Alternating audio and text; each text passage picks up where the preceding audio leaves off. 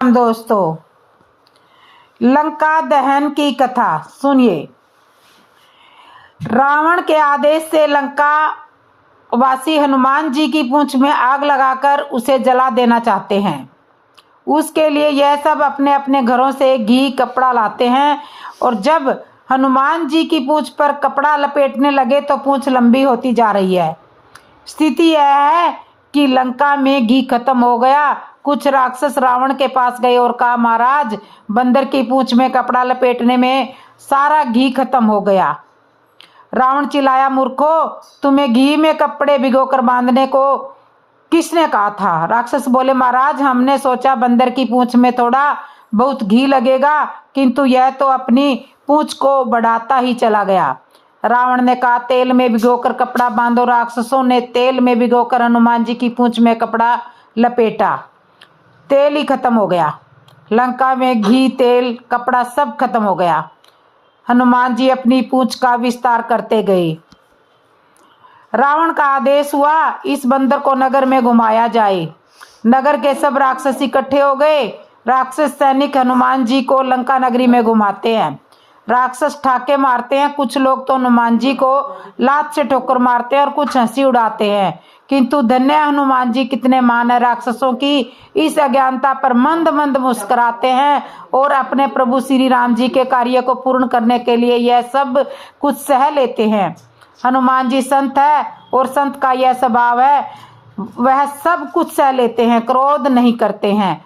अब हनुमान जी की पूंछ में आग लगाई जाती है। हनुमान जी अपना छोटा सा रूप बनाकर ब्रह्मास्त्र से बाहर निकल आते हैं और फिर जब देखते हैं कि पूंछ में आग लग चुकी है, अपना छोटा रूप बनाते हैं। अग्नि को जलते हुए देखकर हनुमान जी तुरंत ही बहुत छोटे से रूप में हो गए। बंधन से निकलकर वे सोने की अटारियों पर चढ़ गए। उनको देखकर राक्षसों की स्त्रियां भयभीत हो गई। हनुमान जी अट्ठास करके गरजे और बढ़कर आकाश में जाने लगे। हनुमान जी ने अपना विकट रूप धारण कर लिया। ऐसा विकट रूप बनाया कि आसमान को छू जाए। देह बड़ी विशाल परंतु बहुत ही फुर्तीली है। वे दौड़कर एक महल से दूसरे महल पर चढ़ जाते हैं। नगर जल रहा है, लोग बेहाल हो गए हैं। आग करोड़ों भयंकर लपटे झपट रही है और एक अद्भुत बात है, हम केवल हवा का एक ही प्रकार जानते हैं, लेकिन हवा के कई प्रकार होते हैं। 49 मरुतगण इतनी तेजी से चले कि हवा पूरी लंका में छा गई। हनुमान जी महाराज ने लंका जलाते समय अपनी सीढ़ियों के प्रयोग से 49 मरुतगणों का उद्धान किया। तभी तो तुलसीदास जी लिखते हैं, चारों ओर बचाओ बचाओ, हाय हाय चप्पा चप्पा, मैया मैया, इस अवसर पर हमें कौन बचाएगा। चारों ओर यही पुकार सुनाई पड़ रही है। कोई कह रहा है, हमने तो पहले ही कहा था कि यह वानर नहीं, यह वानर का रूप धरे कोई देवता है। हमने तो कहा यह कपि नहीं होई, वानर रूप धरे कोई। चिल्लाते हुए सब रावण के पास गए। कवितावली रामायण में यह वर्णन है कि रावण ने लंका में लगी हुई आग को बुझाने के लिए पयोधी बादल बुलाए। प्रलय के बादलों को आदेश दिया गया कि बरसो और इस आग को बुझाओ। प्रलय के बादल बरसने लगे, लेकिन आश्चर्य की बात यह है कि बादल बरस रहे हैं लंका के ऊपर और पानी गिर रहा है लंका से बाहर। 49 मृत्युगण इतनी तेजी से चल रहे हैं कि पानी को लंका में गिरने ही नहीं दे रहे हैं। लोग चिल्ला रहे हैं, यह पानी यहाँ बरस क्यों नहीं रहा है। इतनी तेजी से पवन चलने के कारण आग और भयानक रूप धारण कर रही रावण ने पयोधी बादलों से कहा, क्या कर रहे हो, बरस क्यों नहीं रहे हो। बादल बोले, बरस तो रहे हैं, लेकिन आग तो और तेज होते हुए जा रही है। हादोलिया हाजा, आप कहो तो इसी तरह बरसते रहे। किसी ने हनुमान जी से कहा कि प्रलय के बादल भी आग को बुझा नहीं पा रहे हैं, क्या कारण है। यह कौन सी आग है जो नहीं बुझ रही है। हनुमान जी ने कहा, यह कोई साधारण आग नहीं है, यह पावक है। और यह पावक क्या है? जो अपराध भगत कर रही, जो अपराध भगत कर रही। यह राम जी के रोष रूपी पावक में सोने की लंका जल रही है। भगवान के भक्त का यदि कोई अपमान करता है तो वह भगवान के क्रोध रूपी पावक में जलकर भस्म हो जाता है। साधु के स्वभाव का यह फल है कि वानर अनाथ के नगर की तरह जल रहा है।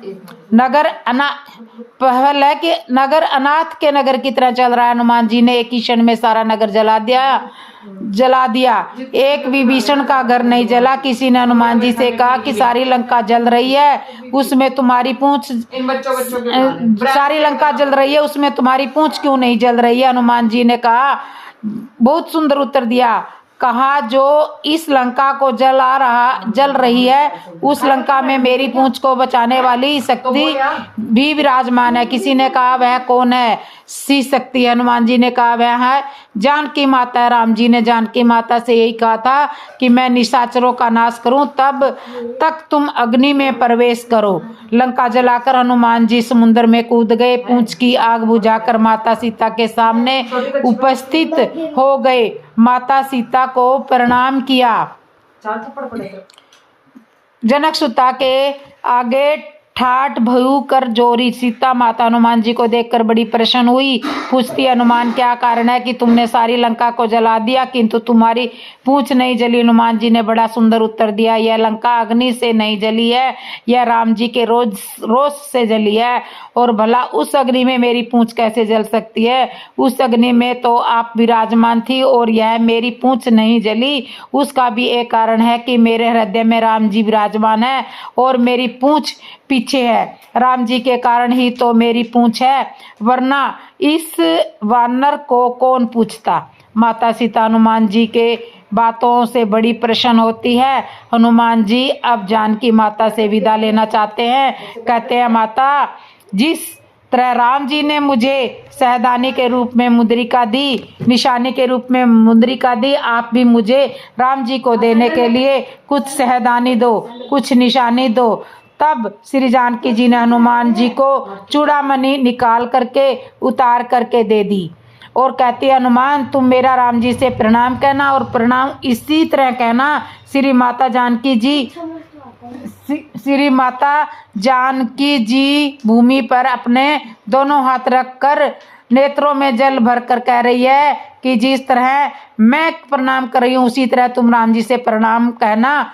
हनुमान जी, तुम कह रहे थे कि प्रभु तुम्हारा स्मरण करते हुए अपने वाणी की ही शुद्ध भुला देते हैं, तो तुम्हें उन्हें अपने वाणों की याद दिलाना और इंद्र पुत्र जयंत की घटना सुनाकर अपने वाणों का स्मरण कराना और मेरी सारी विपत्ति भी राम जी को जाकर के कह देना। हनुमान जी श्री सीता जी से विदा लेकर लंका से लौटते हैं। समुद्र के इस पार आते हैं। वानर सेना हनुमान जी को देखकर प्रसन्न होती है और इस तरह से लंका का दहन हो जाता है। तो दोस्तों, आपको यह हमारी कथा कैसे लगी है?